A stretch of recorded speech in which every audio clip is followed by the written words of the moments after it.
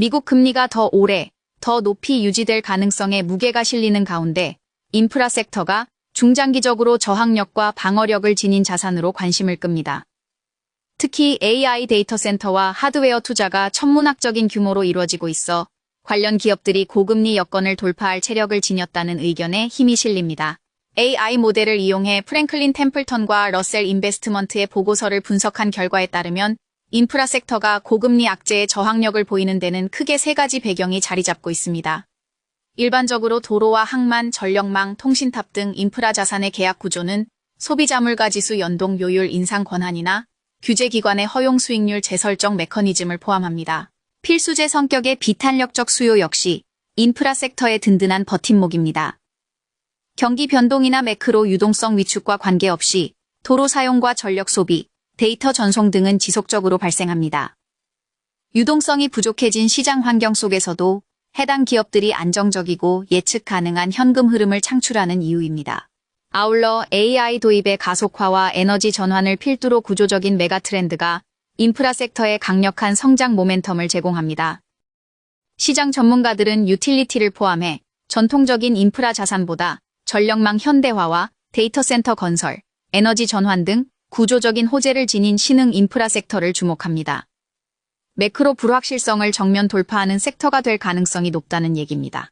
골드만삭스와 뱅크 오브 아메리카 등 투자은행 업계는 AI 데이터 센터의 전력 수요 폭증과 에너지 전환 테마를 묶어 전력 생산과 그리드 및 장비, 핵심 원자재, 엔지니어링 등 밸류체인 전반에 강세론을 펼칩니다. 천문학적인 자본을 AI에 소진하는 하이퍼스케일러들이 수익성 입증에 어려움을 겪는 데 반해 이들 섹터는 골드러시 당시 삽과 곡괭이 판매업자들과 흡사하게 직접적인 반사이익을 얻는다는 얘기입니다.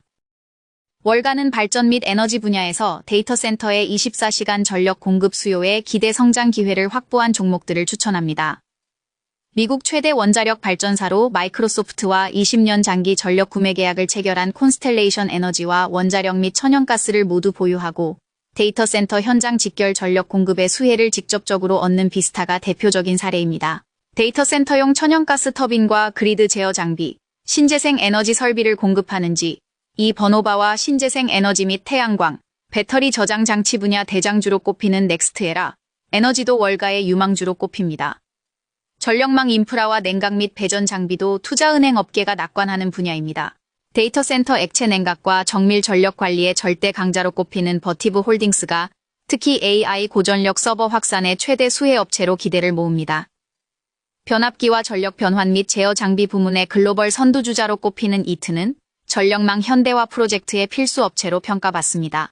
이와 함께 고압 송전 선로 및 전력망 인프라 구축, 시공을 총괄하는 엔지니어링 업체 퀀타 서비스, 원자력 및 에너지 발전소를 재가동할 때 필요한 핵심 부품을 독점 공급하는 플로우서브도 월가의 매수 리스트에 이름을 올렸습니다. 에너지 전환 부문에서는 EQT와 킨더 모간이 유망주로 꼽힙니다.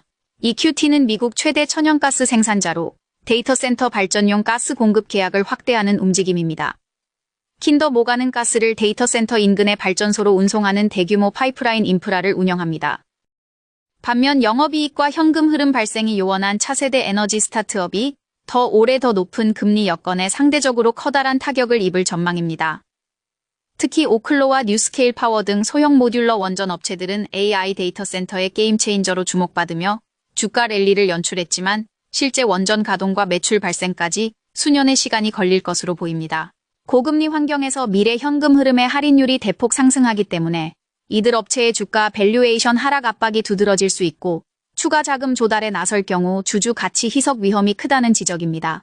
수소에너지 역시 차세대 에너지로 각광받았지만 투자 심리가 냉각된 상태입니다. 주도주로 꼽히는 플러그 파워 등 관련 업체들은 초기 공장 건설과 연구개발에 필요한 자금을 조달하기 위해 대규모 채권을 발행해야 하는 대표적인 자본 집약적 사업을 추진합니다. 하지만 고금리 여건이 지속되면 자금 조달 실패 가능성이 높아지고 이자 비용이 급격하게 뛰면서 현금 소진 속도가 빨라져 직격탄을 맞게 됩니다. 지난 2021년 40달러 선에서 거래됐던 플러그 파워 주가가 최근 2달러까지 폭락한 데는 이 같은 상황이 배경으로 자리 잡고 있다는 지적입니다.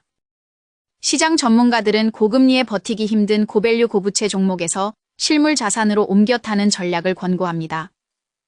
실물 자산의 경우 단기적으로 고금리의 압박을 받을 수 있지만 중장기적으로는 인플레이션 방어 능력을 앞세워 상대적인 우위를 보인다는 설명입니다.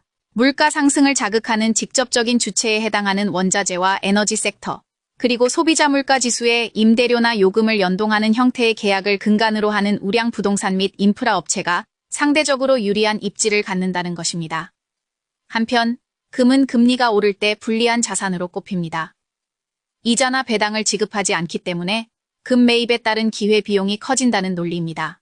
하지만 일부에서는 고금리 여건에도 금값이 오르는 반전이 나타날 수 있다고 주장합니다.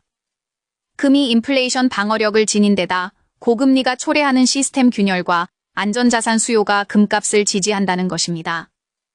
여기에 중국과 러시아를 필두로 신흥국 중앙은행의 이른바 탈달러화 움직임도 금값의 하방을 지지하는 요인으로 꼽힙니다.